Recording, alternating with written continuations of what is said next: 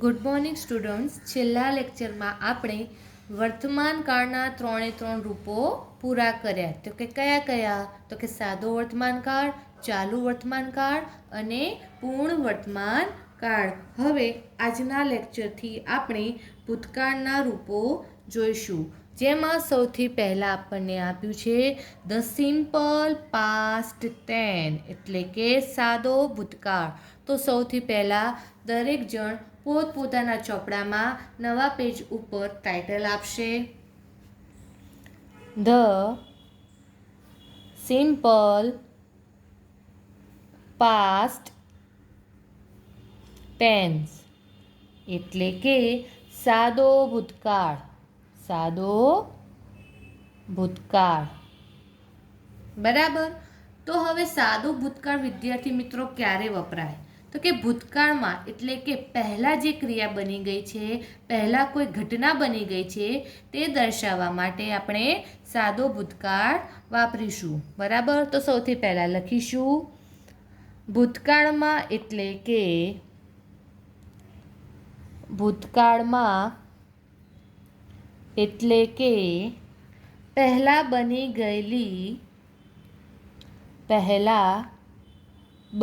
ગયેલી ઘટનાને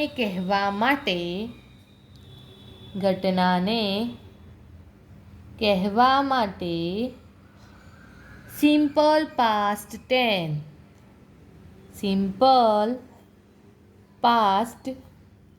ટેન્સ એટલે કે સાદો ભૂતકાળનો ઉપયોગ થાય છે, બરાબર. હવે જેવી રીતે વર્તમાન કાળ આપણે શીખ્યા અને તેમાં આપણે અલગ અલગ વાક્ય રચનાઓ જોઈ, તેવી જ રીતે ભૂતકાળમાં પણ વાક્ય રચનાઓ છે. તો સૌથી પહેલાં આપણે સાદા વાક્યોની વાક્ય રચના જોઈશું. તો સૌથી પહેલાં આપણે લખીશું વાક્ય રચના. સ્ટુડન્ટ, જે ક્રિયાઓ ભૂતકાળમાં પહેલેથી બની ગઈ છે, બરાબર, એ ક્રિયાઓ દર્શાવવા માટે સાદા ભૂતકાળનો ઉપયોગ કરવામાં આવે છે. હવે એની વાક્ય રચનામાં સૌથી પહેલાં આવશે કર્તા, ત્યારબાદ ક્રિયાપદનું ભૂતકાળનું રૂપ. ભૂત કૃદંત નથી બોલતી, ધ્યાનથી સાંભળજો. કર્તા બાદ શું આવશે? ક્રિયાપદનું ભૂતકાળનું રૂપ, બરાબર. ત્યારબાદ કર્મ તથા અન્ય શબ્દો, બરાબર. ધ્યાનથી સાંભળો. વાક્ય રચનામાં કર્તા બાદ ક્રિયાપદનું ભૂતકાળનું રૂપ, ત્યારબાદ કર્મ તથા અન્ય શબ્દો આવશે. ભૂતકાળ અને ભૂતકૃદંત જુદા જુદા છે. હું અહીંથી તમને PDF મેં મોકલી છે, તેમાં તમને જોવા મળશે કે ક્રિયાપદનું મૂળ રૂપ જુદું છે, ક્રિયાપદના ભૂતકાળનું રૂપ જુદું છે અને ક્રિયાપદના ભૂતકૃદંતનું રૂપ પણ જુદું છે. જેવી રીતે ક્રિયાપદનું ING વાળું રૂપ જુદું હોય છે, તેવી જ રીતે ક્રિયાપદનું ભૂતકાળનું રૂપ અને ભૂતકૃદંતનું રૂપ પણ જુદું હોય છે. હવે અહીંયા આપણને કેટલાક એવા શબ્દો આપ્યા છે કે જે વાક્યમાં આપ્યા હોય તો તમારે સમજી લેવાનું આપેલ ઘટના એ ભૂતકાળની છે, સાદા ભૂતકાળની છે. તો સૌથી પહેલાં લખીશું ભૂતકાળ દર્શાવતા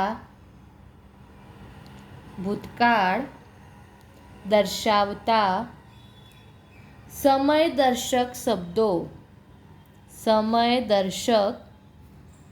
શબ્દો. કેટલાક એવા શબ્દો આપ્યા છે કે જે તમને વાક્યમાં આપ્યા હોય તો તમારે માની લેવાનું કે એ આપેલ વાક્ય એ સાદા ભૂતકાળનું જ છે. તો કયા કયા શબ્દો? તો કે વન્સ, એટલે કે એક વખત. ત્યારબાદ છે વન્સ ડે, એટલે એક દિવસ. આપણે નોર્મલી આવા બધા વાક્ય જ્યારે કોઈ વાર્તા કહીએ છીએ ત્યારે આવા બધા વાક્યોનો ઉપયોગ કરીએ છીએ કે એક દિવસની વાત છે, એક વખતની વાત છે, ઘણા સમય પહેલાંની વાત છે, બરાબર ને. આગળ છે long long ago. Long long ago એટલે કે ઘણા સમય પહેલાં. ઘણા સમય પહેલાં. ત્યારબાદ 2 days ago. 2 days ago એટલે કે 2 દિવસ પહેલાં. 2 દિવસ પહેલાં. આવી રીતે તમે 3 days ago આપ્યું હોય, 4 days ago આપ્યું હોય તો પણ તમારે માની લેવાનું કે આપેલ વાક્ય એ સાદા ભૂતકાળનું છે. On Sunday. ઓન સન્ડે રવિવારે. On Tuesday. ઓન ટ્યુઝડે એટલે કે મંગળવારે. સેમ એવી જ રીતે ઓન મંડે એટલે કે સોમવારે, બરાબર ને. એ રીતના વાક્યો એ રીતના શબ્દોનો પ્રયોગ કર્યો હોય વાક્યમાં તો પણ તમારે માની લેવાનું કે આપેલ વાક્ય એ સાદા ભૂતકાળનું છે. In the morning. In the morning એટલે કે સવારે. Last night. લાસ્ટ નાઇટ ગઈકાલે રાત્રે અથવા ગઈ રાત્રે, છેલ્લી રાત્રે.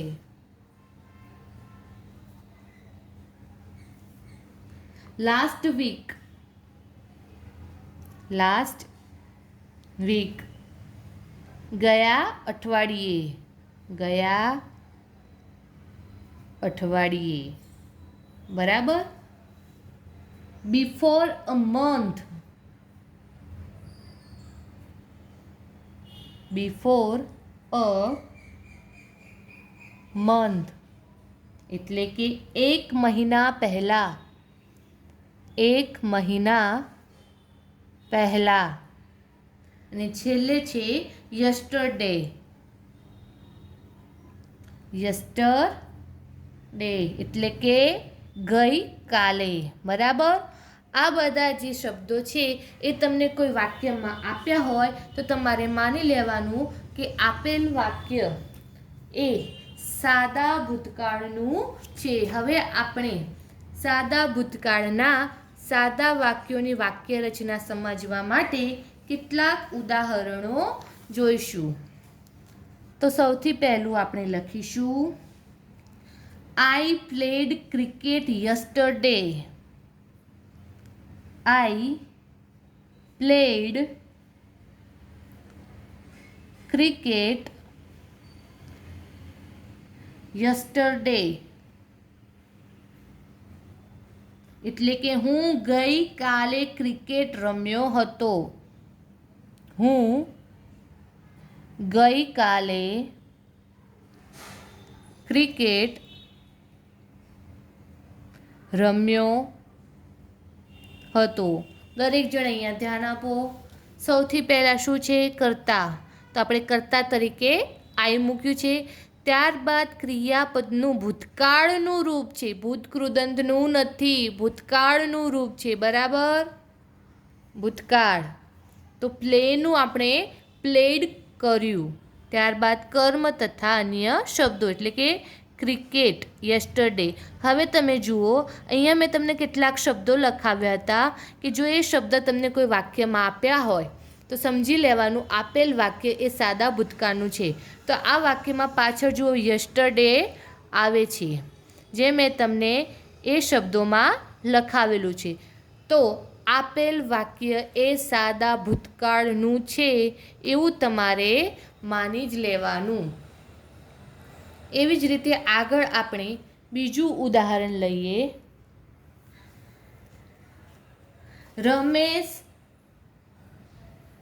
રમેશ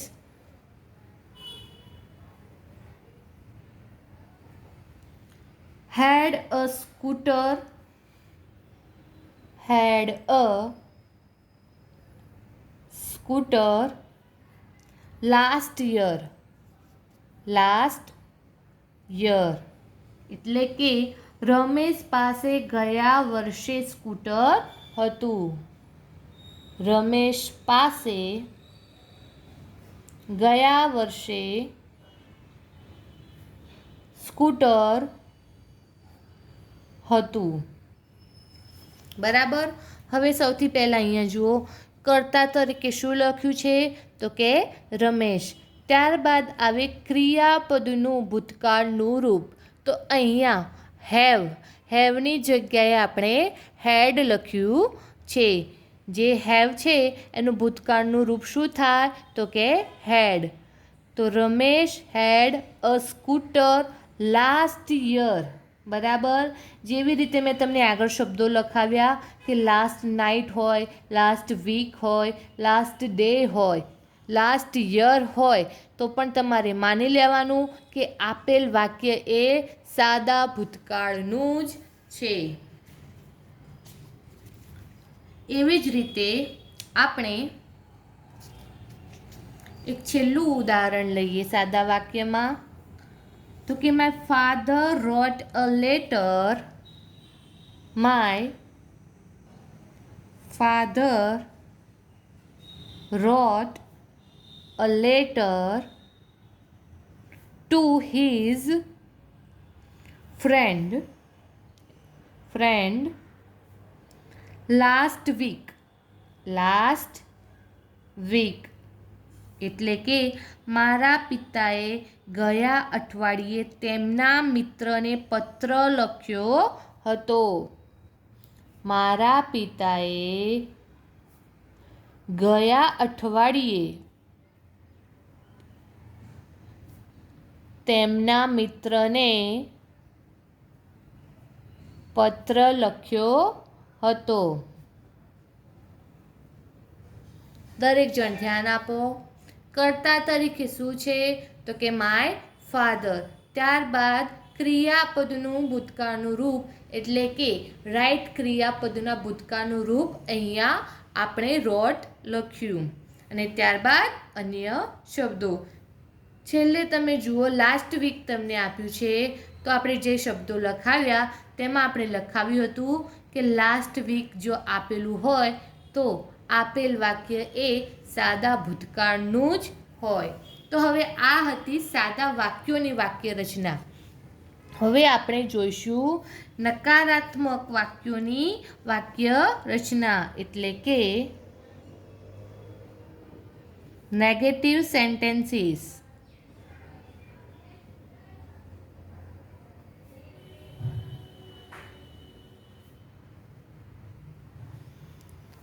તો એની વાક્ય રચનામાં સૌથી પહેલાં શું આવશે?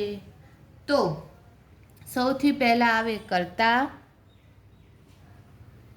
ત્યારબાદ આવશે ડીડ, ડીડ, ત્યારબાદ આવે નોટ, ત્યારબાદ આવશે ક્રિયાપદનું ભૂતકાળનું રૂપ નહીં પરંતુ મૂળ રૂપ. એવું કેમ? તો હું તમને હમણાં સમજાવું છું. કર્મ તથા અન્ય શબ્દો. તો ધ્યાન આપો.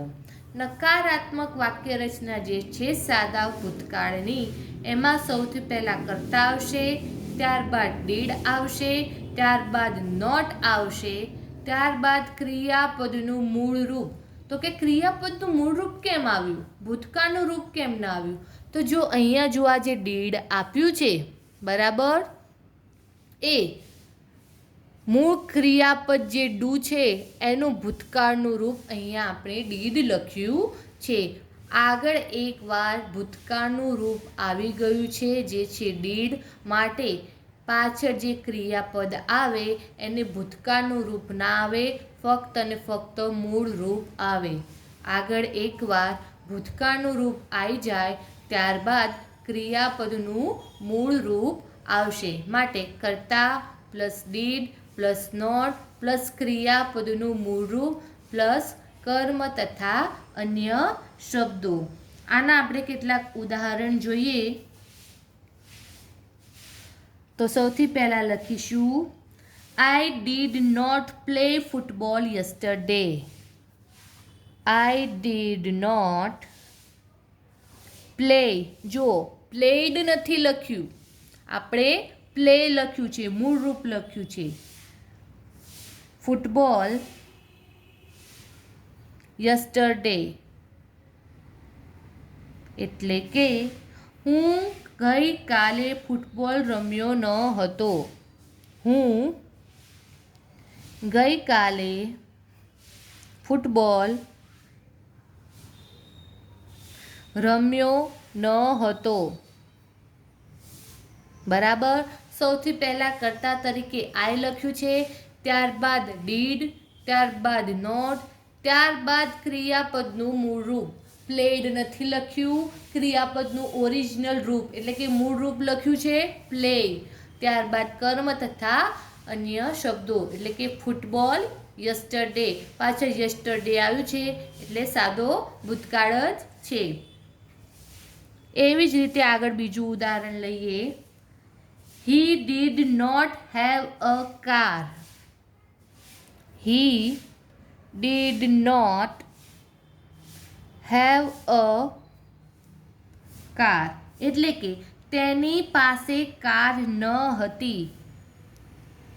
તેની પાસે કાર ન હતી. બરાબર. ત્રીજું ઉદાહરણ લખીએ. My father did not write any letter to my uncle last week. My father did not write any letter to my uncle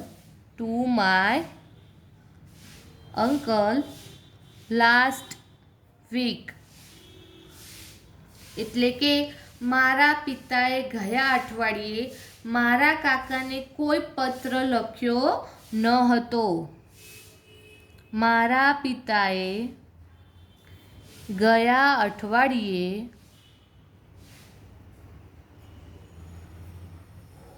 મારા કાકાને કોઈ પત્ર લખ્યો ન હતો. બરાબર. કર્તા તરીકે છે માય ફાધર, ત્યારબાદ ડીડ, ત્યારબાદ નોટ, ત્યારબાદ ક્રિયાપદનું મૂળ રૂપ એટલે કે રાઇટ અને ત્યારબાદ કર્મ તથા અન્ય શબ્દો એટલે કે એની letter to my uncle last week. તો હવે આ આપણે જોયા હતા નકારાત્મક વાક્યો. સાદા ભૂતકાળની નકારાત્મક વાક્ય રચના આપણે શીખ્યા. હવે આપણે શીખીશું સાદા ભૂતકાળની પ્રશ્નાર્થ વાક્ય રચના એટલે કે ઇન્વર્ઝન ક્વેશ્ચન હવે આપણે જોઈશું. પ્રશ્નાર્થ વાક્ય રચના. બરાબર.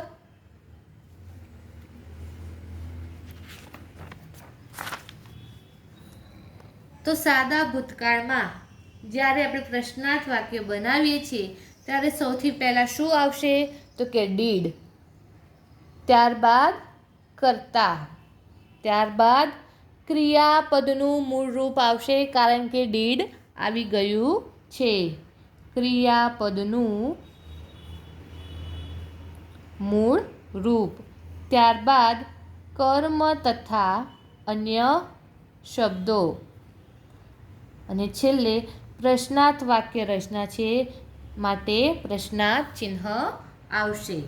તો હવે આપણે પ્રશ્નાર્થ વાક્યોના કેટલાક ઉદાહરણો જોઈ લઈએ. તો કે સૌથી પહેલાં આપણે ઉદાહરણ લઈએ. Did you C Parag yesterday? Did you C Parag yesterday?